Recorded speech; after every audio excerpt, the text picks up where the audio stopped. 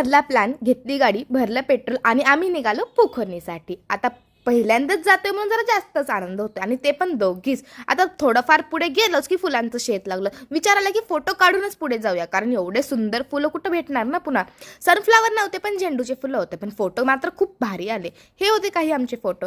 आता मनात विचार एकच येत होता की फोटोच्या नादामध्ये आपण जी चप्पल भरवली ती धुवायची कशी, कारण जवळपास कुठंच पाणी नव्हतं. मग आम्ही तसंच निघालो. आता तेवढ्यातच कमान दिसली. खूप जास्त आनंद झाला की आम्ही पोखरणीला सुखरूप पोहोचलेत आणि जाताना लागणारे हे खांब कोणी कोणी पाहिलेत. त्याच्याशिवाय तर पोखरणी मला अधुरीच वाटते, कारण जेव्हा मी हे खांब बघत नाही ना तेव्हा मला तर वाटत नाही की मी पोखरणीमध्ये आले. फायनली आम्ही पोखरणीमध्ये पोहोचलो. जेवढा आनंद होत होता ना की काय सांगताच येत नव्हतं. मंदिरात गेल्यावर कळालं की गर्दा वगैरे काही नाहीये, म्हणून निवांत दर्शन होईल याची खात्री मात्र होती. मग पाया वगैरे धुवून आम्ही निघालो दर्शनासाठी गेल्यावर जर तुम्ही नरसिंहा मूवी बघितली असेल ना तर ह्या फोटोमध्ये काय सुरू आहे तुम्हाला नक्कीच कळेल. तेवढ्यातच आम्ही लागलो दर्शनाच्या लाईनला.